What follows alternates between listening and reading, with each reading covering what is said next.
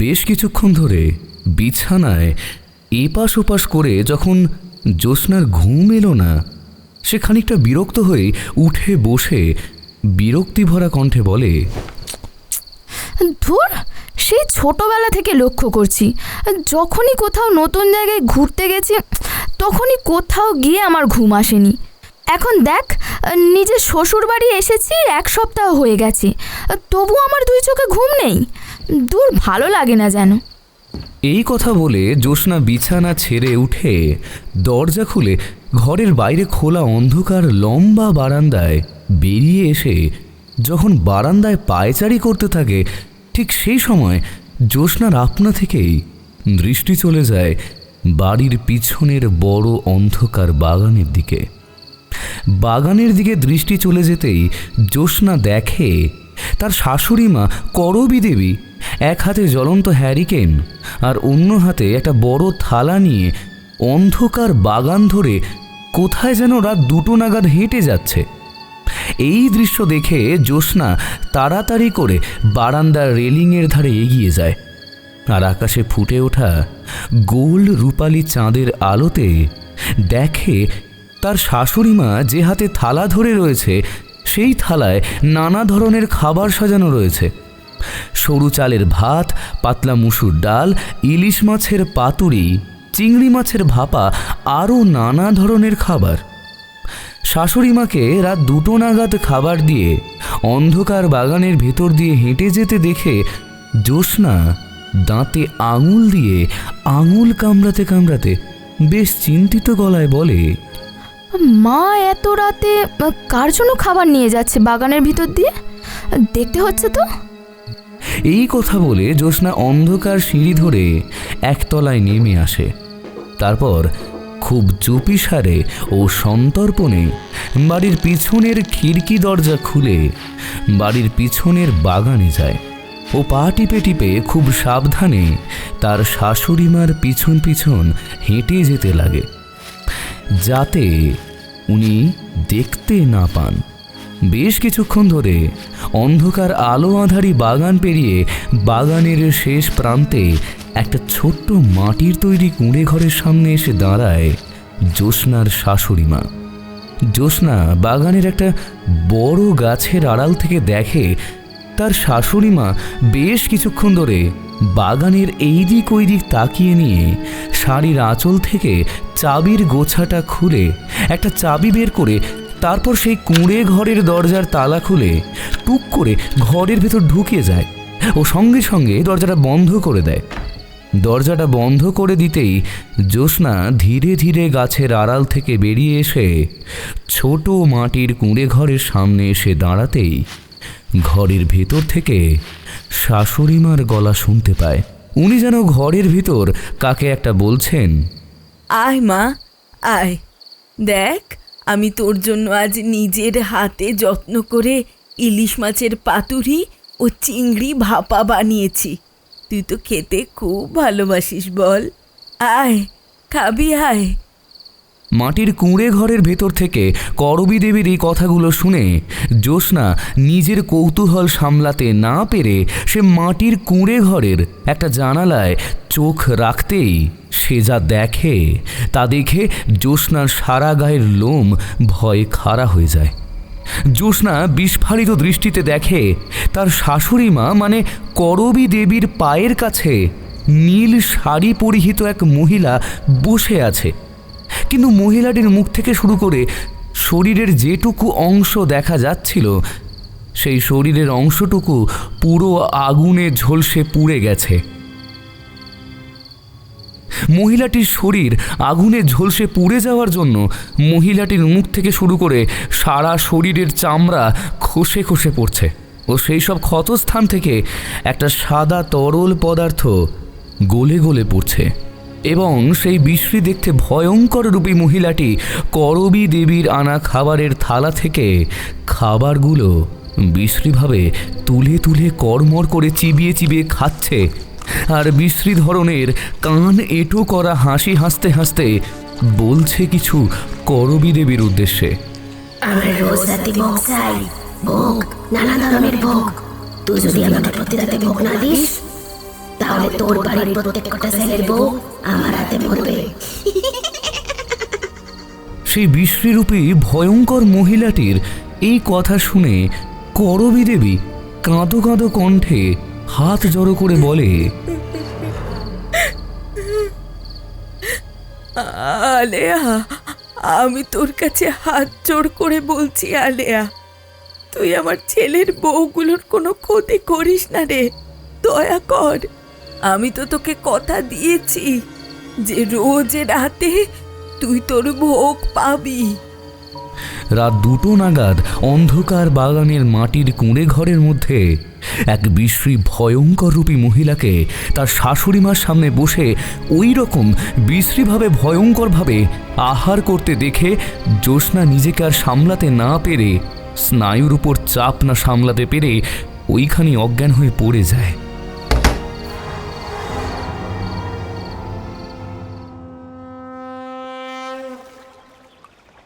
দুধে আলতা থালায় পা রেখে কাঁকন বাড়ির অন্দরে প্রবেশ করতেই করবী দেবী বেশ গম্ভীর গলায় বলে ওঠে, ছোট বৌমা, তুমি আমাদের বাড়ির যেখানে খুশি ঘুরতে পারো, আমি তোমাকে কিচ্ছু বলবো না, কিন্তু আমাদের বাড়ির পিছনে একটা মাটির কুঁড়ে ঘর আছে, ভুলেও কিন্তু সেখানে যাবে না। কিন্তু কেন মা, আপনাদের বাড়ির পিছনের বাগানের ওই মাটির কুঁড়ের ঘরের সামনে যাব না কেন? ওই কুঁড়ে ঘরে কি আছে? কাঁকনের প্রশ্ন শুনে করবী দেবী আরো গম্ভীর গলায় বলে ওঠে, বৌমা, তোমাকে যেটা বারণ করলাম সেটা শোনো, সব কিছুর মধ্যে ঢোকার চেষ্টা করো না, এতে তোমারই ক্ষতি হবে।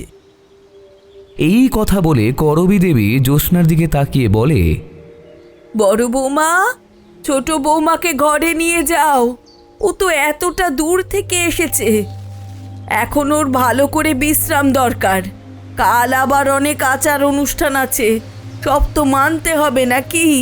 যাও। আচ্ছা মা, আমি ছোটকে এক্ষুনি ঘরে নিয়ে যাচ্ছি।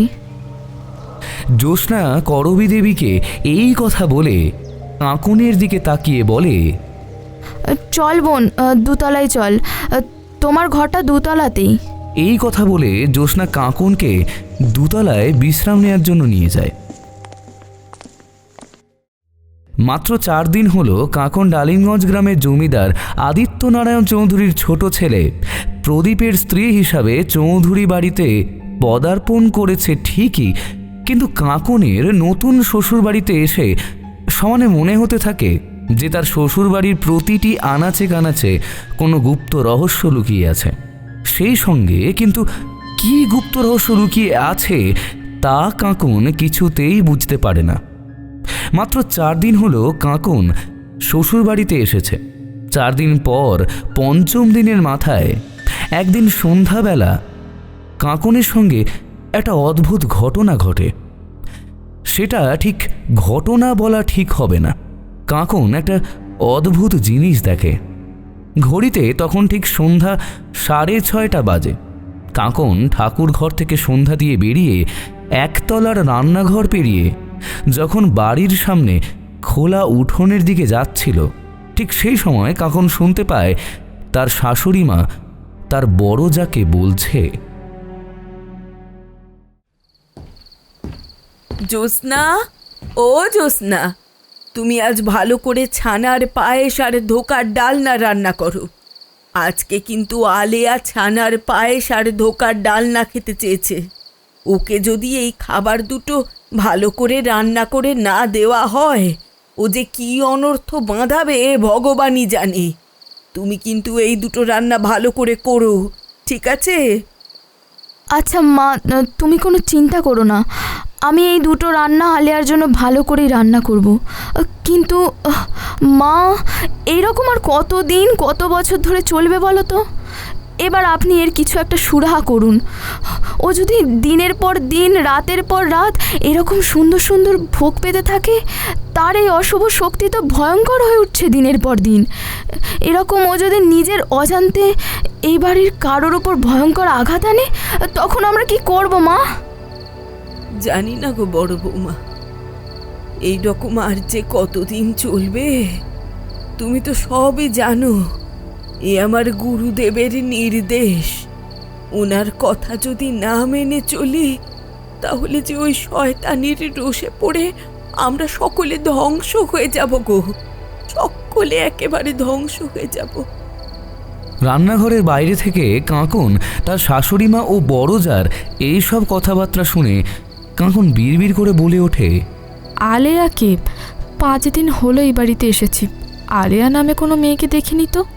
কাঁকন যখন রান্নাঘরের বাইরে দাঁড়িয়ে বিড়বিড় করে এই কথাগুলো বলছিল, ঠিক সেই সময় কাঁকনের কানের কাছে কে যেন ফিস ফিস করে কাঁদো কাঁদো কণ্ঠে বলে ওঠে, আমার খুব ক্ষুধা পেয়েছে, আমার ভোগ দাও, ভালো ভালো ভোগ, আমি যে খেতে খুব ভালোবাসি।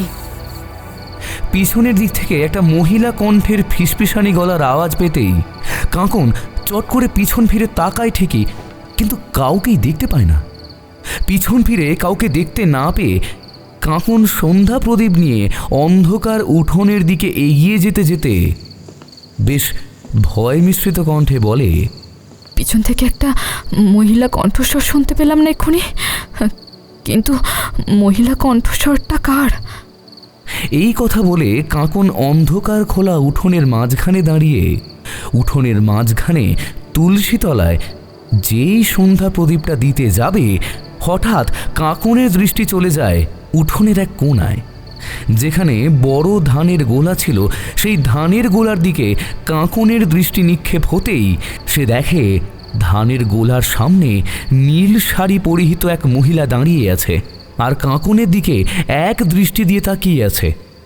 প্রদীপের আলোতে ধানের গোলার সামনে এক অচেনা মহিলাকে দাঁড়িয়ে থাকতে দেখে আর এক দৃষ্টি দিয়ে তাকিয়ে থাকতে দেখে কাঁকন সেই অচেনা মহিলার উদ্দেশ্যে প্রশ্ন করে ওঠে, আপনি কে?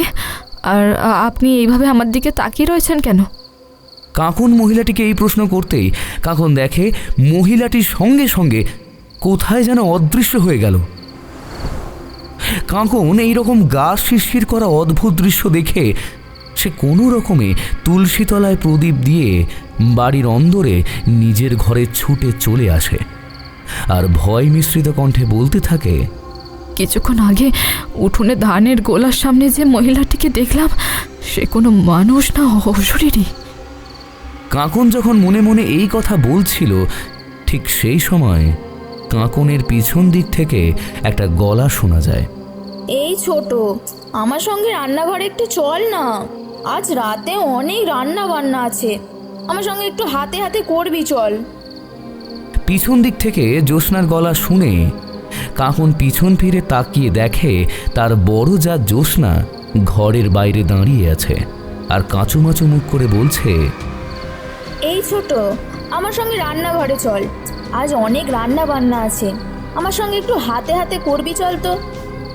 কাঁকন মাথার উপর ঘোমটা দিতে দিতে ঘর থেকে বেরোতে বেরোতে বলে, চলো দিদি।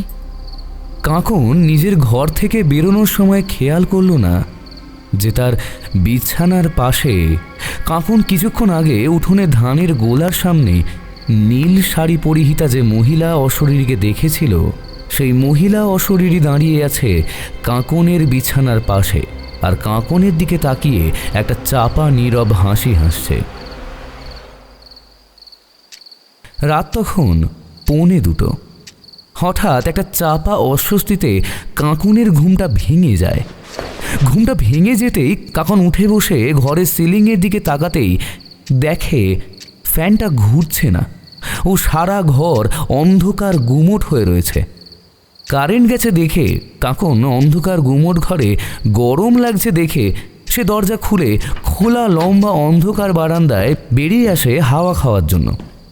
কাঁকন যখন অন্ধকার বারান্দায় বেরিয়ে এসে পায়চারি করতে করতে যখন হাওয়া খাচ্ছিল, ঠিক সেই সময় কাঁকনের কানে একটা খসখসানির আওয়াজ ভেসে আসে। খসখসানির আওয়াজটা ভেসে আসতেই কাঁকনের চোখ আপনা থেকেই বাড়ির পিছনে বাগানের দিকে চলে যেতেই সে একটা অদ্ভুত দৃশ্য দেখে। দৃশ্যটা হলো তার শাশুড়িমা করবী দেবী বাড়ির পিছনের বাগানের ভেতর দিয়ে বাগানের পিছন দিকে কোথায় একটা যেন যাচ্ছে। এবং তার একটা হাতে জ্বলন্ত হ্যারিকেন, আর একটা হাতে একটা বড় থালা। সেই থালায় নানা ধরনের খাবার সাজানো রয়েছে, কিন্তু কি খাবার সাজানো রয়েছে থালায় তা রাতের ঘন অন্ধকারে কাকন দেখতে পেল না। রাত 1:30 নাগাদ বাড়ির পিছনে অন্ধকার বাগানের ভিতর দিয়ে করবী দেবীকে কোথাও একটা যেতে দেখে কাকন বলে ওঠে, মা এই রাত 1:30 নাগাদ খাবারের থালা নিয়ে অন্ধকার বাগানের মধ্যে দিয়ে কোথায় যাচ্ছেন, আর রাত দুপুরে কাকে খাবার দিতে যাচ্ছেন? বিষয়টা দেখতে হচ্ছে তো। এই কথা বলে কাকন লম্বা খোলা বারান্দা পেরিয়ে যেই সিঁড়ি দিয়ে একতলায় নামতে যাবে, হঠাৎ সেই সময় কাকনের শাড়ির আঁচলে টান পড়ে। শাড়ির আঁচলে টান পড়তেই সে পিছন ফিরে তাকিয়ে দেখে প্রদীপ দাঁড়িয়ে আছে, আর কেমন একটা সন্দেহ ভরা দৃষ্টি নিয়ে জিজ্ঞাসা করছে বেশ গম্ভীর গলায়, তা এত রাতে তুমি কোথায় যাচ্ছ কাকন? প্রদীপের প্রশ্ন শুনে কাকন বলে ওঠে মুখ নিচু করে, ওই একটু কল ঘরে গো। ও আচ্ছা, যাও, কিন্তু তাড়াতাড়ি চলে আসবে, আমি তোমার জন্য ঘরে অপেক্ষা করছি। ঠিক আছে। এই কথা বলে কাকন তাড়াতাড়ি নিচে নেমে গিয়ে খুব সন্তর্পণে বাড়ির পিছনে খিড়কি দরজাটা খুলে অন্ধকার বাগানের দিকে তাকাতেই দেখে তার শাশুড়িমা অন্ধকার বাগান ধরে হাঁটতে হাঁটতে বাগানের শেষ প্রান্তে একটা মাটির কুঁড়ে ঘরের সামনে দাঁড়ায়। তারপর সেই কুঁড়ে ঘরের দরজাটা খুলে টুক করে ঘরের ভেতর ঢুকে গিয়ে দরজাটা বন্ধ করে দেয়। কাকন এইরকম রাত দুপুরে অদ্ভুত দৃশ্য দেখে বিড়বিড় করে বলে ওঠে, বাগানের শেষ প্রান্তে ওই মাটির কুঁড়ে ঘরটা কার? মা ওই কুঁড়ে ঘরে মাঝরাতে কাকে খাবার দিতে গেলেন?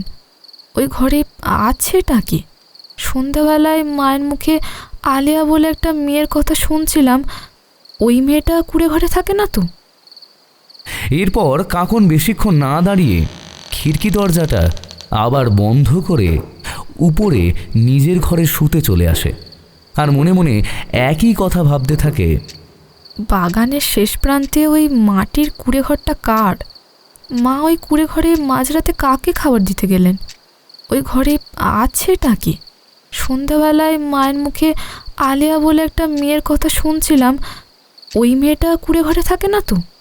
এই কথা ভাবতে ভাবতে কাকনের 2 চোখ গভীর ঘুমে জড়িয়ে আসে।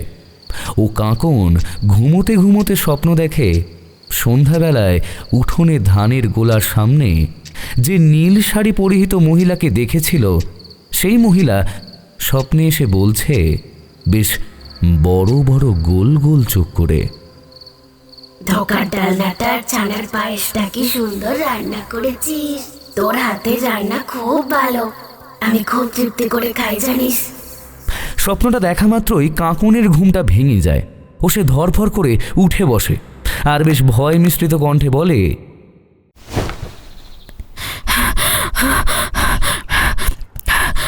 এ কি স্বপ্ন দেখলাম আমি?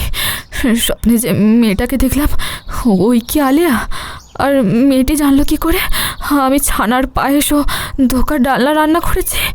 কাকন যখন বিড়বিড় করে এই কথাগুলো বলছিল, ঠিক সেই সময় কাকনের ঘরে কাকনের শাশুড়ি করবী দেবী ঢোকে আর বলে, ছোট বৌমা, তুমি আজকে ঠাকুর ঘরে রাধাকৃষ্ণের পুজোটা দিয়ে দিও কেমন? আসলে আজকে না বড় বৌমার শরীরটা খুব একটা ভালো নেই, বুঝলে? হ্যাঁ মা, আপনি কোনো চিন্তা করবেন না, আজ আমি রাধাকৃষ্ণের পুজোটা করে দিচ্ছি। এই কথা বলে কাকন বিছানা ছেড়ে উঠে স্নান করার জন্য কলঘরে চলে যায়। একটু পর কাকন কলঘর থেকে স্নান সেরে বেরিয়ে এসে করবী দেবীর ঘরের পাশ থেকে যেই যেতে যাবে অমনি কাকনের কানে একটা কথা ভেসে আসে। করবী দেবী তার বড় ছেলে মানে কাকনের ভাসুরকে বলছে, প্রতাপ, তুই আজকে বাজার থেকে একটু মোচা আর কই আর ট্যাংরা মাছ আনবি। আজ না ও মোচা ঘন্ট, তার সঙ্গে তেল কই আর ট্যাংরা মাছের ঝাল খেতে চেয়েছে। ভাবছি আজ রাতে আলিয়ার জন্য এই 3টে পদই রান্না করব।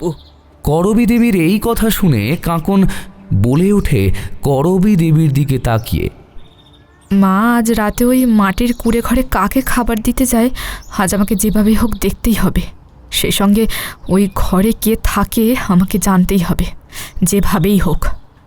এই কথা বলে কাকুন নিজের ঘরে চলে যায়।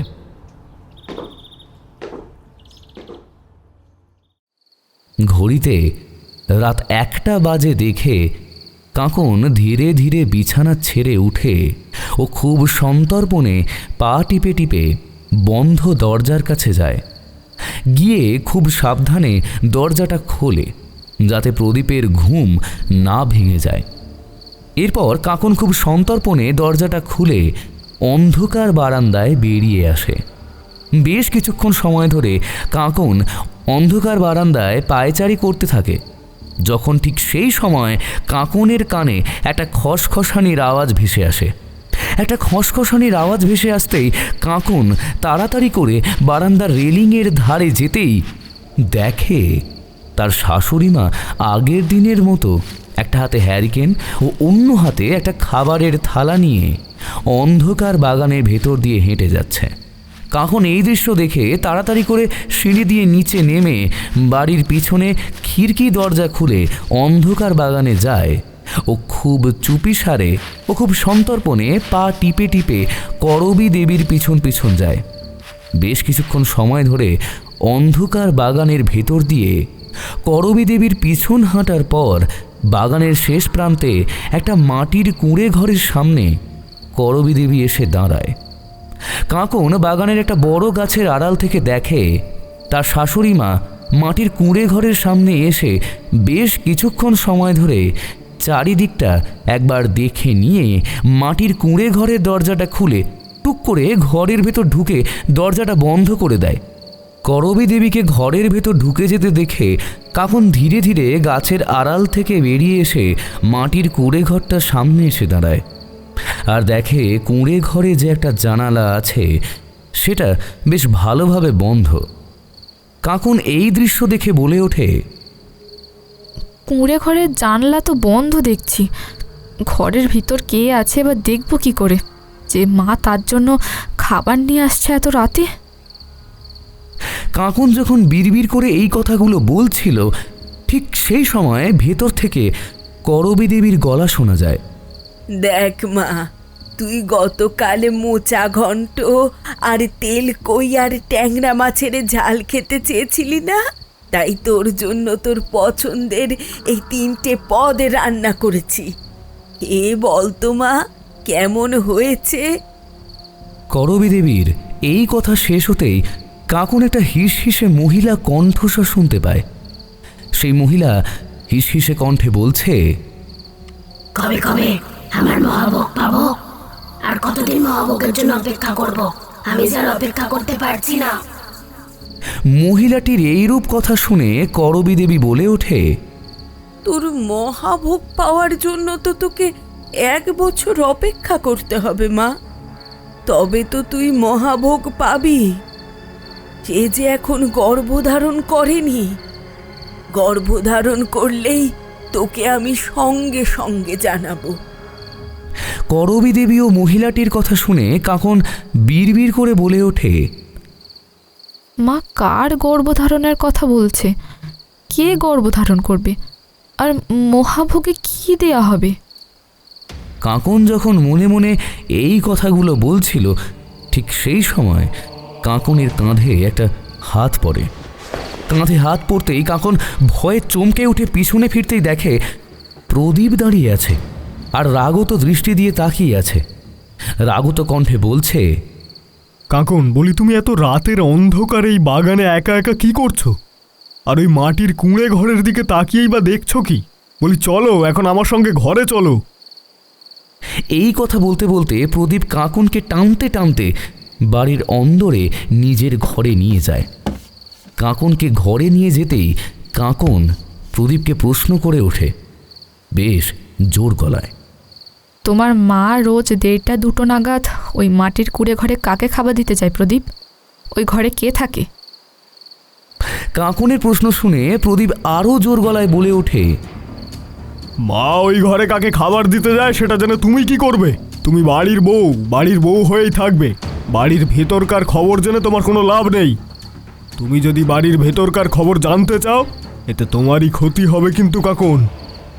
এই কথা বলে প্রদীপ যেই বিছানায় শুতে যাবে অমনি কাকন প্রদীপের দিকে তাকিয়ে বলে ওঠে, ওই মাটির কুড়ে ঘরে কে থাকে?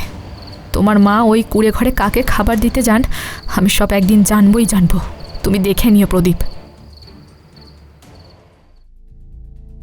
এরপর বেশ 1 সপ্তাহ প্রদীপ রাতে না ঘুমিয়ে কাকনকে চোখে চোখে রাখে, যাতে ও করবী দেবী বাগানের শেষ প্রান্তে মাটির কুঁড়ে ঘরে কি করতে ও কার সঙ্গে দেখা করতে যাচ্ছে, যাতে কাকন নজরদারি না করতে পারে কোনোভাবেই।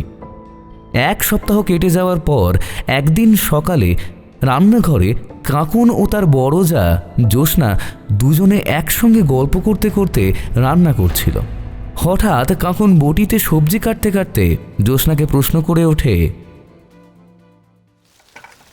আচ্ছা দিদি, রোজ রাতে মা ওই বাগানের শেষ প্রান্তে ওই যে মাটির কুড়ে ঘরটা আছে না, ওই কুড়ে ঘরে কাকে খাবার দিতে যায়? ওই ঘরে কে থাকে দিদি, একটু বলবে? কাকন তার বড় যাকে এই প্রশ্ন করাতে কাকন দেখে তার বড় যার মুখটা সঙ্গে সঙ্গে কেমন যেন ভয়ে ফ্যাকাশে হয়ে যায়। ও রান্নাঘরের চারিদিকটা একবার তাকিয়ে নিয়ে গলাটা নামিয়ে জ্যোৎস্না বলে, মা রোজ রাতে ওই মাটির কুড়ে ঘরে আলেয়াকে খাবার দিতে যায়। এই আলেয়াটা কে দিদি? শয়তান, ও একটা শয়তান পিশাচিনী, একটা রক্তলোভী পিশাচিনী। ওই শয়তান সদ্যজাত শিশুদের শরীরের সব রক্ত শুষে শুষে খায় শুধু। ও আমার খোকাকেও খেয়েছে রে ছোট। জ্যোৎস্নার কথা বলার মাঝখানে রান্নাঘরের বাইরে থেকে একটা গম্ভীর গলার স্বর ভেসে আসে, বড় বৌমা, ছোট বৌমা, তোমাদের রান্না কত দূর? আজ কি রান্না করলে? কাকন ও জ্যোৎস্না দুজনেই পিছন দিক থেকে গম্ভীর গলা শুনে দুজনেই পিছনে ফিরতে দেখে করবী দেবী রান্নাঘরের বাইরে দাঁড়িয়ে আছে। করবী দেবীর প্রশ্ন শুনে জ্যোৎস্না মৃদু হেসে বলে ওঠে, মা রান্না প্রায় হয়ে এসেছে, শুধু রুই মাছের ঝোল আর লাল শাকটা ভাজা বাকি। এই দুটো রান্না করলেই হয়ে যাবে। তা তোমরা দুই বউ মিলে কি গল্প করছিলে গো? আমি যখন রান্নাঘরের দিকে যাচ্ছিলাম তখন মনে হলো পিশাচিনী নিয়ে কি একটা আলোচনা করছো তোমরা। করবী দেবীর এই প্রশ্ন শুনে কাকন ভুরু কুঁচকে অবাক গলায় বলে ওঠে, পিশাচিনী? না না মা, আমরা কেন এসব বাজে আলোচনা করব? আপনি হয়তো ভুল শুনেছেন। কাকনের এই কথা শুনে করবী দেবী দুজনের দিকে একবার সন্দেহ ভরা দৃষ্টি নিয়ে তাকিয়ে তারপর ওইখান থেকে প্রস্থান করে। করবী দেবী চলে যেতেই কাকন আবার জ্যোৎস্নাকে প্রশ্ন করে ওঠে, দিদি তুমি আমাকে সব খুলে বলো তো, ওই আলেয়া কে? আর তুমি ওকে রক্তলোভী পিশাচিনী কেন বলছো? ও তোমার কি ক্ষতি করেছে? তুমি সবটা আমায় দয়া করে আজ খুলে বলো, কিছু লুকিও না দিদি, তুমি বলো। কাকনের প্রশ্ন শুনে জ্যোৎস্না চোখের জল মুছতে মুছতে বলে, আলেয়া হলো আমার শাশুড়ি মার ছোট যা। দীর্ঘ 21-22 বছর ধরে উনি নিজেকে ওই বাগানের মাটির কুড়ে ঘরে বন্দি করে রেখেছেন আর নানা ধরনের তন্ত্র সাধনার দ্বারা নিজের অমরত্ব লাভ করছে। ওর এই তন্ত্র সাধনার অমরত্ব লাভের জন্য ওকে এই বাড়ির একটা করে যে বউয়ের প্রথম সন্তান হবে সেই সদ্যজাত শিশুটিকে মহাভোগ হিসাবে দান করা হয়, যাতে ও দীর্ঘ আয়ু লাভ করতে পারে। কিন্তু ওনার দীর্ঘ আয়ু লাভের জন্য ওনাকে মহাভোগ হিসেবে সদ্যজাত শিশু দেওয়া হয় কেন? এর পিছনে কারণটা কি দিদি? মায়ের মুখে শুনেছি ওনার ছোট যা আলেয়া এই বাড়িতেই বিয়ে হয়ে আসার পর 4বার সন্তান প্রসব করেন, কিন্তু কোনো সন্তানই নাকি বাঁচেনি। কোনো না কোনো অসুস্থতায় তারা জন্মের 2-3 দিন পর মারা গেছে। 4 সন্তান হারানোর শোকের যন্ত্রণায় উনি পাগল হয়ে গিয়ে গায়ে আগুন দিয়ে আত্মহত্যা করার চেষ্টা করেন, কিন্তু সেই কাজও সফল হয় না। ওনার জীবনে এই বিরাট ঘটনাগুলো ঘটে যাওয়ার পর উনি আশা ছাড়েননি। উনি পুনরায় সন্তান লাভের আশায় নানা ধরনের তান্ত্রিক ও সাধকদের সঙ্গে যোগাযোগ করেন, কিন্তু তান্ত্রিক ও সাধকদের সঙ্গেও যোগাযোগ করে উনি কোনো ফল পান না। উনি যখন পরপর তান্ত্রিক ও সাধকদের সঙ্গে সন্তান লাভের জন্য যোগাযোগ করছেন, ঠিক সেই সময় উনি এক বড় তান্ত্রিকের যোগাযোগ পান। ওনার নামটা যে কি আমার ঠিক এখন মনে পড়ছে না, ছোট মনে পড়লেই বলছি। হ্যাঁ, উনি যে তান্ত্রিকের খোঁজ পান, উনি নাকি পিশাচ সিদ্ধ। ওই তান্ত্রিকের সঙ্গে ছোটো মা যোগাযোগ করতেই উনি দীর্ঘদিন ধরে ছোটো মাকে নানা ধরনের তন্ত্র সাধনা শেখান। ছোটো মা ওই তান্ত্রিকের কাছেই দীর্ঘদিন ধরে তন্ত্র সাধনা শিখতে শিখতে একসময় সিদ্ধ লাভ করেন। ছোটো মার তন্ত্র সাধনায় সিদ্ধ লাভ করার পর উনি ঠিক করেন ওনার এই কঠোর তন্ত্র সাধনা আজীবন ধরে রাখার জন্য আর দীর্ঘ আয়ু লাভ করার জন্য এই বাড়িতে যেসব বউরা প্রথম সন্তান প্রসব করবে, সেই সন্তানকে ছোটো মায়ের দীর্ঘ আয়ু লাভের জন্য মহাভোগ হিসাবে ওনাকে দান করতে হবে। এই বাড়িতে যারা যারা সন্তান প্রসব করেছে, দীর্ঘ 20 বছর ধরে ওই শয়তানি সেই সব সদ্যজাত শিশুদের তার দীর্ঘ আয়ু লাভের জন্য মহাভোগ হিসাবে গ্রহণ করেছে। আর আজও এই নিয়ম হয়ে চলেছে, এর কোনো ব্যতিক্রমই হয়নি ছোট। তাই আমি ভালো কথা বলছি, তুই যদি সন্তান ধারণ করিস তোর গর্ভে, আর সেই সন্তানকে যদি তুই বাঁচাতে চাস ওই পিশাচিনীর কবল থেকে, তাহলে তুই সন্তান প্রসব করার আগে এই বাড়ি ছেড়ে পালা। আমি তোকে বড় দিদি হয়ে এই নির্দেশ দিচ্ছি। আমার যা ক্ষতি হয়েছে আমি চাই না ছোট তোর কোনো ক্ষতি হোক আমার মতো এই রক্তলোভী পিশাচিনীর কবলে পড়ে। তাই এখন থেকেই বলছি, তোকে সাবধান করে দিচ্ছি রে। জ্যোৎস্নার মুখে কাকন তার শ্বশুরবাড়ির অতীতের সব ইতিহাসের কথা জানতে পেরে কাকন জোর গলায় বলে ওঠে, তুমি চিন্তা করো না দিদি, তোমার উপরও এই বাড়ির মহিলাদের ওপর আর সদ্যজাত শিশুগুলোর ওপর এই রক্তলোভী পিশাচিনী যেসব অন্যায় অত্যাচার করেছে তার আমি শেষ দেখেই তবেই এই বাড়ি ছাড়ব।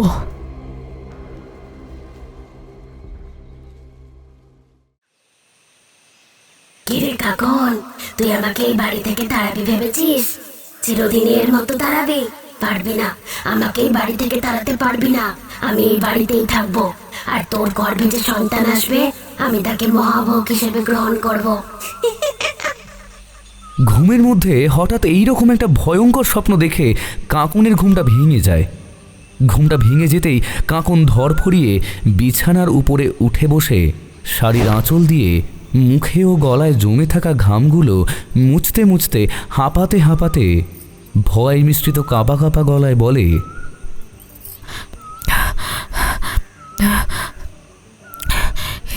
আমি কি স্বপ্ন দেখলাম ঠাকুর? এইরকম স্বপ্ন আমি দেখলাম কেন ঠাকুর? তাহলে আমার সন্তান কি আমার গর্ভে আসতে চলেছে? কাকন যখন বিড়বিড় করে এই কথাগুলো বলছিল, ঠিক সেই সময় কাকনের সারা শরীরটা গুলিয়ে ওঠে। কাকনের সারা শরীরটা গুলিয়ে উঠতেই সে সঙ্গে সঙ্গে উঠে যেই বাথরুমের দিকে দৌড়তে যাবে, হঠাৎ সে মাথা ঘুরে অজ্ঞান হয়ে ঘরের মেঝেতে পড়ে যায়। ভোর রাতে ঘরের মধ্যে একটা ধপ করে আওয়াজ হতেই প্রদীপের ঘুমটা ভেঙে যায়। প্রদীপের ঘুমটা ভেঙে যেতেই সে উঠে দেখে কাকন ঘরের মেঝেতে অজ্ঞান অবস্থায় পড়ে রয়েছে।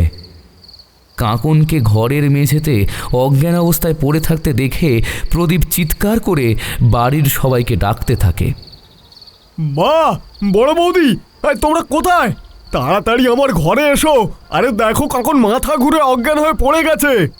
ধীরে ধীরে কাকন চোখ মেলে তাকাতেই দেখে তার পাশে তার শাশুড়ি মা বসে আছে আর সমানে হাত পাখা দিয়ে হাওয়া করছে। আর বিছানার পাশে একটা চেয়ারে একটা মধ্যবয়স্ক ডাক্তার বসে কাকনের হাতের নাড়ি দেখছে। আর ডাক্তারবাবুর পাশে প্রদীপ খুব চিন্তিত মুখে দাঁড়িয়ে আছে। পাশে করবী দেবীকে বসে থাকতে দেখে কাকন ক্লান্ত গলায় প্রশ্ন করে ওঠে, মা, আমার কি হয়েছে? ডাক্তারবাবু এসেছেন কেন? কাকনের প্রশ্ন শুনে করবী দেবী কাকনের মাথায় হাত বোলাতে বোলাতে বলে ওঠে হাসি মুখে, ছোট বৌমা, তুমি মা হতে চলেছ মা। দেখো, আর কয়েক মাস পর তোমার কোল জুড়ে একটা ফুটফুটে ছোট্ট পুতুল আসবে গো, পুতুল আসবে। করবী দেবীর মুখ থেকে এই কথা শুনে কাকনের বুকের ভেতরটা অজানা একটা ভয়ে কেঁপে ওঠে আর মনে মনে বলে, যেভাবেই হোক ওই মানবরূপী রক্তলোভী পিশাচিনের কবল থেকে আমার সন্তানকে আমি বাঁচাবোই বাঁচাবো। যে আমাকে এই কর্মে বাধা সৃষ্টি করবে সেই আমার হাতে মরবে, সে আমার যতই আপনজন হোক না কেন। কাকুন যখন মনে মনে এই কথাগুলো বলছিল, ঠিক সেই সময় ডাক্তারবাবু করবী দেবীর উদ্দেশ্যে বলে ওঠে, মাসিমা, এখন থেকে আপনার ছোট বৌমাকে একটু সাবধানে ও যত্নে রাখবেন, কেমন? আপনার যে পরিবারে আরও একজন বংশধর আসতে চলেছে। ডাক্তারবাবুর এই কথা শুনে করবী দেবী কাঁকনের দিকে তাকিয়ে মাথায় হাত বোলাতে বোলাতে বলে, ডাক্তারবাবু, আপনি কিছু চিন্তা করবেন না, আমি ওকে যথেষ্ট সাবধানে আর যত্নে রাখব। কারণ আমি যদি ওকে যত্নে না রাখি তাহলে ওই শয়তানি যে। এই কথাটা করবী দেবী আস্তে আস্তে বলে কাঁকনের পাশ থেকে উঠে ঘর থেকে সঙ্গে সঙ্গে বেরিয়ে যায়। করবী দেবীর শেষের কথাগুলো কাঁকনের কানে যেতেই কাঁকনের বুকটা আবার অজানা ভয়ে কেঁপে ওঠে। রাত 2টো। কাঁকন বন্ধ চোখটা খুলে বিছানার উপর উঠে বসে। তারপর প্রদীপের দিকে তাকাতেই দেখে প্রদীপ উল্টো দিকে মুখ করে অঘোরে নাক ডেকে ঘুমোচ্ছে। প্রদীপকে অঘোরে নাক ডেকে ঘুমোতে দেখে কাঁকন খুব সন্তর্পণে বিছানা ছেড়ে উঠে বন্ধ দরজার দিকে এগিয়ে যায় ও খুব সন্তর্পণে দরজাটা খুলে বাইরে খোলা অন্ধকার বারান্দায় বেরিয়ে আসতেই কাঁকনের কানে একটা খসখসানি আওয়াজ ভেসে আসতেই সে আওয়াজটা শুনে সঙ্গে সঙ্গে বারান্দার রেলিংয়ের ধারে আসতেই দেখে তার শাশুড়ি মা খাবারের থালা নিয়ে বাগানের শেষ প্রান্তে ওই মাটির কুঁড়ে ঘরটার দিকে যাচ্ছে। কাঁকন দোতলার বারান্দা থেকে এই দৃশ্য দেখে। সে সঙ্গে সঙ্গে নিচে নেমে বাড়ির পিছনে খিড়কি দরজা খুলে অন্ধকার বাগানের ভিতর দিয়ে করবী দেবীর পিছন পিছন সেই মাটির কুঁড়ে ঘরের দিকে যেতে লাগে। কিছুক্ষণ পর করবী দেবী মাটির কুঁড়ে ঘরটার সামনে পৌঁছাতেই কাঁকন বাগানের একটা বড় গাছের আড়াল দিয়ে দেখে তার শাশুড়িমা বেশ কিছুক্ষণ ধরে চারিদিকটা একবার তাকিয়ে নিয়ে টুক করে কুঁড়ে ঘরের ভেতর ঢুকে গিয়ে দরজাটা ভেতর দিয়ে বন্ধ করে দেয়। করবী দেবীকে ঘরের ভেতর ঢুকে যেতে দেখে কাঁকন গাছের আড়াল থেকে বেরিয়ে এসে মাটির কুঁড়ে ঘরটার সামনে দাঁড়াতেই ঘরের ভিতর থেকে তার শাশুড়িমার গলার আওয়াজ শুনতে পায়। সে কাকে একটা যেন বলছে, আর তোকে বেশি দিন অপেক্ষা করতে হবে না রে আলেয়া, আর কয়েকটা মাসের মধ্যে তুই তোর মহাভোগ পেয়ে যাবি। কারণ আমার ছোট বৌমা যে গর্ভধারণ করেছে, ও মা হতে চলেছে এই প্রথমবার। করবী দেবীর এই কথা শেষ হতেই ঘরের ভেতর থেকে একটা মহিলা হিসহিসে কণ্ঠস্বর শোনা যায়। সেই মহিলা হিসহিসে কণ্ঠে বলছে, বাহ, আমি আরো একটা অনেক দিন পর মহাভোগ পেতে চলেছি, কি যে আনন্দ হচ্ছে আমি তোমাকে কি বলবো বর্দি। তাই আনন্দের মাঝে তুমি আমার জন্য আজ রাতে কি কি খাবার এনেছো গো? তোর পছন্দের নারকেল দিয়ে থোড় ভাজা, আর তার সঙ্গে আমাদের পুকুরের দই কাতলা, আর ঝাল ঝাল লাল লাল মাংস, তার সঙ্গে রসগোল্লার পায়েস। নে নে, খা খা, তাড়াতাড়ি খা, বেশি দেরি করিস না রে। ঘরের ভেতর থেকে করবী দেবী ও তার ছোট জায়ের এইরকম ভয়ঙ্কর কথোপকথন শুনে কাঁকন নিজের পেটে হাত রেখে গর্ভে থাকা সন্তানের উদ্দেশ্যে কাঁদো কাঁদো কণ্ঠে বলে ওঠে, তুই চিন্তা করিস না, তোর এই অভাগী মা তোকে ঠিক ওই মানবরূপী রক্তলোভী পিশাচিনের কবল থেকে বাঁচাবেই বাঁচাবে, যেভাবেই হোক। এই কথা বলে কাঁকন খুব চুপি সারে নিজের ঘরে ফিরে যায়। প্রদীপ ঘরে ঢুকে আয়নার সামনে দাঁড়িয়ে কাঁকনকে সাজগোজ করতে দেখে প্রদীপ কাঁকনের উদ্দেশ্যে প্রশ্ন করে ওঠে, তা তো সকালবেলা সাজগোজ করে তুমি কোথায় বেরোচ্ছ কাকুন? প্রদীপের প্রশ্ন শুনে কাঁকন কানের দুল পড়তে পড়তে বলে, তুমি কালানাথ ভৈরব মোহন বাবার মন্দিরের নাম শুনেছ? হ্যাঁ হ্যাঁ, এই তো শুনেছি, আমাদের পাশের গ্রামেই। ওই কালানাথ ভৈরব মোহন বাবার মন্দিরে আমার মায়ের সঙ্গে পুজো দিতে যাচ্ছি, আমাদের আগত সন্তানের জন্য। কাঁকনের মুখ থেকে এই কথা শুনে প্রদীপ বিড়বিড় করে বলে ওঠে, কাকুন, তুমি আমাদের আগত সন্তানের উদ্দেশ্যে পুজো দিতে যাচ্ছ? ওর মঙ্গল লাভের জন্য পুজো দিতে যাচ্ছ? ভুল করছো, ভুল। এই পুজো দিয়ে তোমার কোনো লাভ নেই। যে এই সন্তান যে তোমার কোলে থাকবে না, কারণ ওই শয়তানি যে মহাভোগের জন্য আমাদের সন্তানকে চায়। প্রদীপ বিড়বিড় করে এই কথা বলে কাঁকনের দিকে তাকিয়ে বলে ওঠে, আচ্ছা, সাবধানে যাও। মায়ের সঙ্গে তাড়াতাড়ি কিন্তু সন্ধ্যার মধ্যে বাড়ি ফিরে আসবে। ঠিক আছে।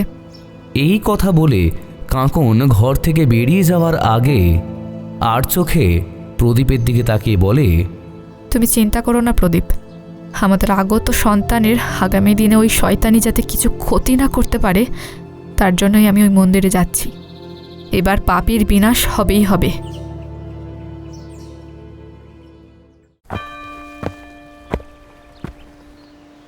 বাবা ঠাকুর, আপনি তো সবই শুনলেন আমার মেয়ের শ্বশুরবাড়ির সম্পর্কে। আর ওর আগত সন্তানের সামনে খুব বিপদ। আপনি দয়া করে বাবা ঠাকুর কিছু একটা করুন। আমার মেয়েকে আর ওর আগত সন্তানকে আপনি দয়া করে বাঁচান। কাঁকনের মা কৌশল্যা দেবীর এই কথাগুলো কানে যেতেই আচার্য কালানাথ ভৈরব বাবা গম্ভীর গলায় বলে ওঠে, মা, তুই যদি তোর মেয়েকে ও তার আগত সন্তানকে বাঁচাতে চাস, তাহলে আমাকে একবার তোর মেয়ের বাড়ি যেতে হবে। আর ওই বাড়ির পরিস্থিতি কেমন তা আমাকে একটু বুঝতে হবে। তাহলেই আমি তোদের এই কাজে সাহায্য করতে পারবো। আচার্য কালানাথ ভৈরব বাবার এই কথা শুনে কাঁকন হাত জোর করে বলে ওঠে বেশ কাঁদো কাঁদো কণ্ঠে, বাবা ঠাকুর, আপনি কবে আমার শ্বশুর বাড়ি যাবেন? তোর যখন 6 মাসের সাধ হবে সেই দিন আমি যাব, কিন্তু আমার এই তান্ত্রিক রূপে নয়। আমি তোর এক আত্মীয় হিসাবে যাব সেই দিন তোর শ্বশুর বাড়ি। বাবা, আপনি 6 মাস পর কাকুনের শ্বশুর বাড়িতে যাবেন। এই 6 মাসের মধ্যে যদি এই মানবরূপী রক্তলোভী পিশাচিনী ওর আর ওর আগত সন্তানের যদি কোনো ক্ষতি করে দেয়, তখন কি হবে? কৌশল্যা দেবী চিন্তিত মুখে এই প্রশ্ন করতেই আচার্য কালানাথ ভৈরব বাবা বলে ওঠে, তোর ভয় নেই। তোর মেয়েকে আমি এখন একটা মহাদেবের মন্ত্রপুত ছোট রুদ্রাক্ষের মালা পরিয়ে দিচ্ছি। কোনো ভূত প্রেত পিশাচিনী এই 6 মাসের মধ্যে ওর ধারের কাছে আসতে পারবে না, আর ওর কোনো রকম ক্ষতিও করতে পারবে না। এই কথা বলে আচার্য কালানাথ ভৈরব বাবা আসন ছেড়ে উঠে মন্দিরের গর্ভগৃহে প্রবেশ করে 2-3 মিনিট পর মন্দিরের ভেতর থেকে বেরিয়ে আসে। তারপর কাঁকনের হাতে একটা ছোট কালো রঙের রুদ্রাক্ষের মালা দিয়ে বলে ওঠে, মা, মা, তুই আমার সামনে এই রুদ্রাক্ষের মালাটা পরে নে দেখিনি। এই মালাটা তুই তোর শরীরে ধারণ করার পর আমি তোকে কতগুলো নিয়ম কানুন বলবো। তুই এই আগামী 9 মাস এই নিয়ম কানুনগুলো কিন্তু মেনে চলবি। এতে তোর আর তোর আগত সন্তানেরই মঙ্গল হবে। কাঁকন বেশি দেরি না করে আচার্য কালানাথ ভৈরব বাবার হাত থেকে রুদ্রাক্ষের মালাটা নিয়ে গলায় সঙ্গে সঙ্গে পরে নিতেই আচার্য কালানাথ ভৈরব বাবা ধীরে ধীরে বলতে শুরু করেন, শোন মা, তুই যখন রোজ রাতে ঘুমোতে যাবি, তুই যে বালিশের উপর ঘুমোস সেই বালিশের উপর 5 বার বাবা কালা ভোলানাথের নাম লিখবি, ঠিক আছে? এছাড়া প্রত্যেক দিন সকালবেলায় ঘুম থেকে উঠে স্নান সেরে তোর যদি কোনো কালো শিবলিঙ্গ থাকে, সেই কালো শিবলিঙ্গর মাথায় জল ঢালবি। আর প্রতিদিন একটা করে নানা ধরনের ফল নয় একটা করে মিষ্টি দিবি। আর তুই যদি সন্ধ্যের পর থেকে নিজের ঘরে একা থাকিস, তাহলে তুই সমানে জয় কালা ভোলানাথ বাবার ওই স্তোত্রটা জপ করবি। তুই 9 মাস ধরে তোর শ্রাদ্ধের আগে এই নিয়ম কানুনগুলো পালন কর। তারপর আমি তোর শ্বশুর বাড়ি গিয়ে দেখছি ওই শয়তানির কিভাবে বিনাশ করা যায়। আচার্য কালানাথ ভৈরব বাবার মুখে সব নিয়ম কানুনগুলো জেনে নিয়ে কাঁকন আচার্য কালানাথ ভৈরব বাবার পায়ে হাত দিয়ে প্রণাম করতে করতে বলে, বাবা আপনি কিছু চিন্তা করবেন না, আমি আপনার সব বলে দেওয়ার নিয়মকানুনগুলো সব মেনে চলবো আজ থেকে।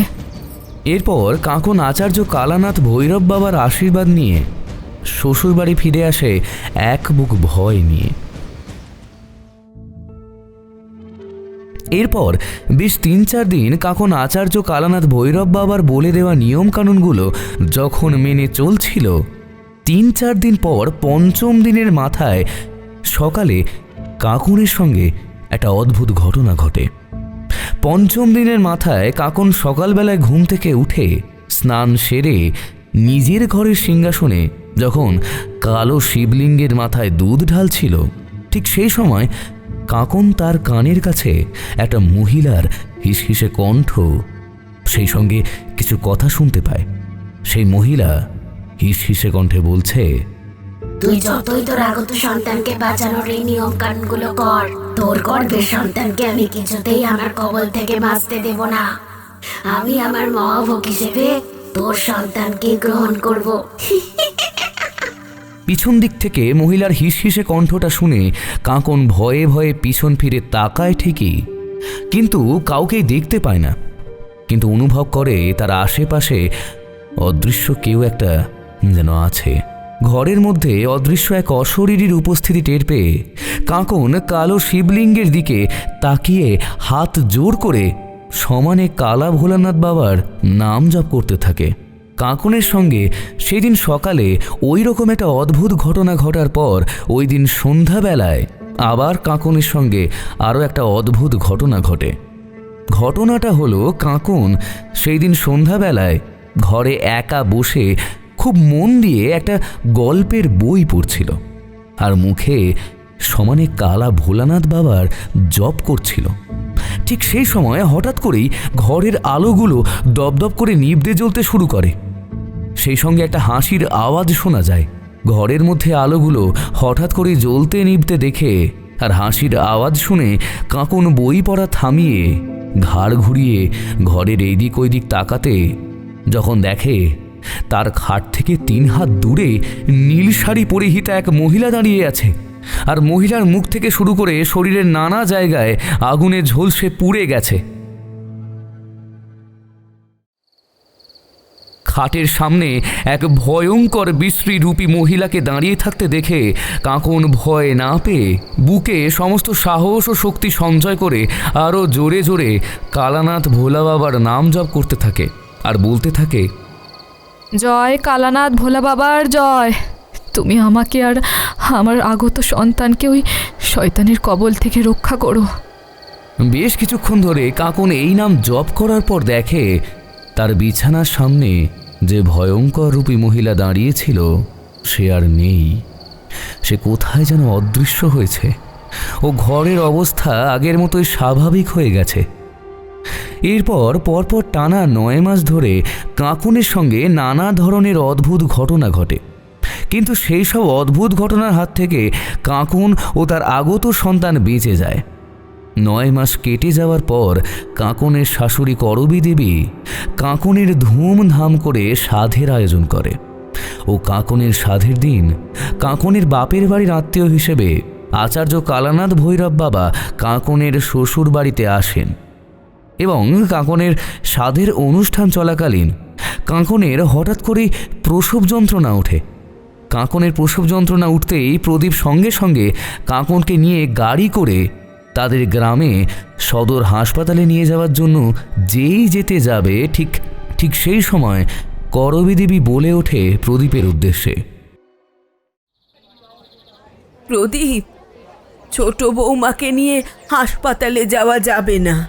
ওর সন্তান এই বাড়িতে থেকেই হবে। আমি এক্ষুনি ধাইমাকে খবর দিচ্ছি। দাঁড়া, আমি এক্ষুনি দাইমাকে খবর দিচ্ছি। করবী দেবীর এই কথা শুনে প্রদীপ বলে ওঠে, আরে কেন মা, আমি কাঁকনকে নিয়ে হাসপাতালে যাব না কেন? আরে তুমিই বলো কেন? প্রদীপের প্রশ্ন শুনে করবী দেবী প্রদীপকে কিছু একটা বলতে যাচ্ছিলেন, ঠিক সেই সময় একটা গম্ভীর গলা ভেসে আসে সাধের অনুষ্ঠানের আত্মীয় পরিজনের ভিড়ের মধ্যে থেকে। প্রদীপ, তোমার মা যে তোমার স্ত্রী কাঁকনের সন্তানকে যে ওই শয়তান পিশাচিনীকে মহাভোগ হিসেবে দেবে, তাই তোমার মা তোমার স্ত্রীকে তোমার সঙ্গে হাসপাতালে যেতে দিচ্ছে না। ওই শয়তান পিশাচিনীর যে মহাভোগ গ্রহণ করার সময় হয়ে এসেছে, যে তাই তো করবি দেবী। সাধের অনুষ্ঠানের সময় আত্মীয় পরিজনদের ভিড়ের মধ্যে থেকে এই রকম গম্ভীর গলার কথা শুনে করবী দেবী তার বাড়িতে উপস্থিত থাকা আত্মীয় পরিজনদের দিকে তাকাতেই দেখেন ভিড়ের মধ্যে থেকে লাল রক্তাম্বর পরিহিত এক দীর্ঘকায় শ্যামবর্ণ লোক তার দিকে এগিয়ে আসতে আসতে বলছে, কি করবি দেবী? কথাটা ঠিক বললাম তো? আচার্য কালানাথ ভৈরব বাবার এই কথা শুনে করবী দেবী আমতা আমতা করে বলে ওঠে, হ্যাঁ বাবা, একদম ঠিক বলেছেন। ওই শয়তান পিশাচিনীর মহাভোগের সময় হয়ে এসেছে। আমার পুত্রবধূর আগত সন্তানকে ও যে খেয়ে নেবে বাবা। কিন্তু বাবা ঠাকুর, আপনি আমাকে বাঁচান বাবা ঠাকুর। ওই শয়তান পিশাচিনীর কবল থেকে আমাকে বাঁচান। আমি ওর রোষে পড়ে এত বছর ধরে অনেক অন্যায় কার্য করেছি। আমি আমার দুটো হাত দিয়ে বড় বৌমার প্রথম সন্তানকে ওর গ্রাসে তুলে দিয়েছি, আর এখন আমার ছোট বৌমার আগত সন্তানকেও গ্রাসে তুলতে যাচ্ছি।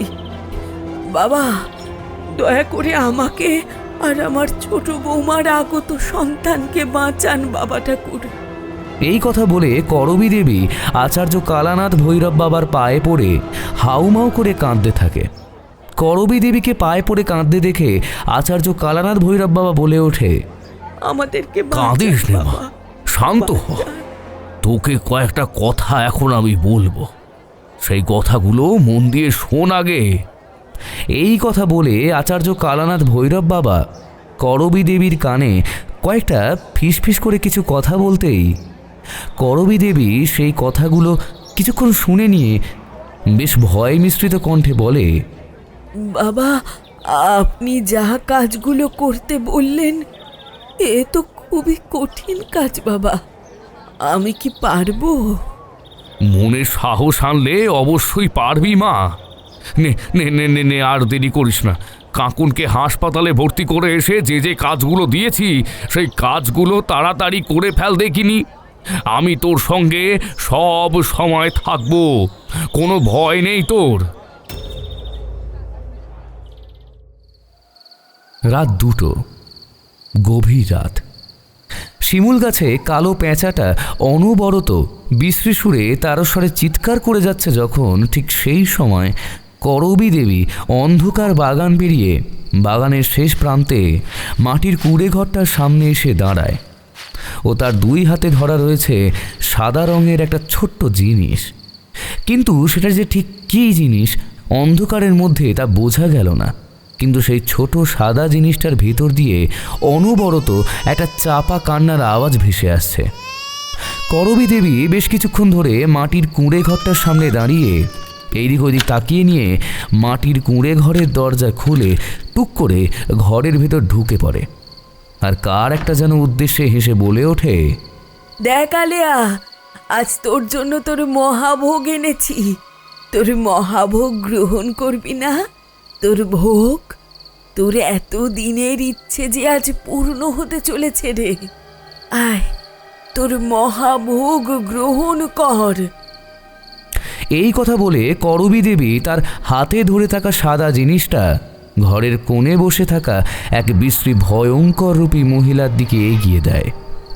সাদা জিনিসটা এগিয়ে দিতেই সেই ভয়ঙ্কর বিশ্রীরূপী মহিলা সাদা ছোট জিনিসটা হাতে ধরে সেই জিনিসটার দিকে তাকিয়ে একটা বিশ্রী ধরনের খ্যাঁক খ্যাঁকে হাসি হেসে বলে ওঠে, এই তো আমার মহাভোগ এসে গেছে। কত বছর পর আমি মহাভোগ খাবো।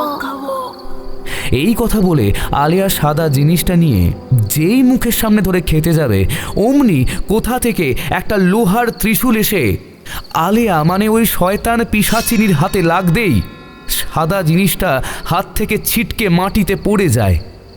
সাদা জিনিসটা হাত থেকে পড়ে যেতেই আর লোহার ত্রিশূলটা আলেয়ার হাতে লাগতেই আলেয়া একটা বিকট চিৎকার করে বলে ওঠে, কে আছো বাঁচাও, আমার সারা শরীর জ্বলে পড়ে গেল, কে আছো বাঁচাও। তোর দিন শেষ শয়তানি, তুই অনেক পাপ করেছিস, তোর পাপের ঘোড়া পূর্ণ হয়েছে। আজ তুই এবার মৃত্যুর জন্য প্রস্তুত হ। এই কথা বলতে বলতে আচার্য কালানাথ ভৈরব বাবা আলেয়ার সামনে এসে দাঁড়ায়। উনি দাঁড়াতেই সেই মানবরূপী ভয়ঙ্কর পিশাচিনী হিস হিসে গলায় বলে ওঠে, তুই কে, আর তুই আমার ঘরে ঢুকেছিস কেন? আমি তোর জম, আমি তোর পাপের বিনাশ করতে এসেছি। তুই এতদিন ধরে যে যে অন্যায় করেছিস এই বাড়ির বউদের সঙ্গে, আজ তার বিনাশ ঘটবে, আর সেই বিনাশ আমি ঘটাবো। এই কথা বলে আচার্য কালানাথ ভৈরব বাবা আরও 3-4টে ত্রিশূল আলেয়ার দিকে ছুঁড়ে মারে। সেই ত্রিশূলগুলো আলেয়ার দিকে ছুঁড়ে মারতেই আলেয়ার সারা শরীরে সেই ত্রিশূলগুলো গেঁথে যেতেই আলেয়া আবারও বিকট চিৎকার করে ওঠে। আলেয়া চিৎকার করে ওঠার সঙ্গে সঙ্গে তার শরীরটা আগুনে জ্বলতে শুরু করে দাউ দাউ করে। ঘরের মধ্যে এইরকম একটা ভয়ঙ্কর দৃশ্য দেখে আচার্য কালানাথ ভৈরব বাবা করবী দেবীর উদ্দেশ্যে বলে, তাড়াতাড়ি বাইরে চলুন আপনি, এই আগুন কিন্তু ধীরে ধীরে সারা ঘরে ছড়িয়ে পড়বে, আপনি তখন কিন্তু বিপদে পড়বেন।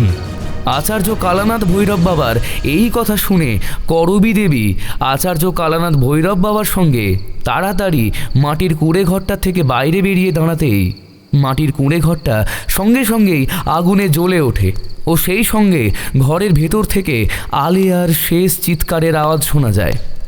বেশ কিছুক্ষণ সময় ধরে এই কাণ্ড চলার পর ধীরে ধীরে এক সময় সব কিছু শান্ত হয়ে যেতেই আচার্য কালানাথ ভৈরব বাবা করবী দেবীর দিকে তাকিয়ে বলে ওঠে একটা মৃদু হাসি হেসে, আপনার বাড়ির বউদের উপর থেকে সমস্ত অশুভ বিপদের কালো ছায়া কেটে গেছে। আলেয়া চিরদিনের মতো পরলোক গমন করেছে। আপনার আর কোনো চিন্তা নেই। এইবার আপনি আপনার ছেলে বউদের নিয়ে সুখে শান্তিতে ঘর করুন। আচার্য কালানাথ ভৈরব বাবার এই কথা শেষ হতেই পেছন দিক থেকে একটা ডাক শোনা যায়, মা, মা। পেছন দিক থেকে জ্যোৎস্নার গলার আওয়াজ পেতেই করবী দেবী ও আচার্য কালানাথ ভৈরব বাবা পিছন ফিরে তাকায় ও করবী দেবী জ্যোৎস্নাকে দেখে বলে ওঠে, বড় বৌমা, কি হয়েছে? তুমি এভাবে ডাকছো কেন? আর তোমার চোখ মুখ এরকম বিধ্বস্ত লাগছে কেন? করবী দেবীর প্রশ্ন শুনে জ্যোৎস্না কাঁপা কাঁপা গলায় বলে ওঠে, মা, কাকনের মেয়ে হয়েছে, কিন্তু কিন্তু কি বড় বৌমা, বলো। কি গো, চুপ করে গেলে কেন? বলো। কিন্তু কাকনের মেয়ের মুখটা না পুরো আপনার ছোট যা, মানে আমাদের ছোট মা আলেয়ার মতো দেখতে, জানেন? তাহলে কি আলেয়া নতুন রূপে ফিরে এলো মা এই পৃথিবীর বুকে?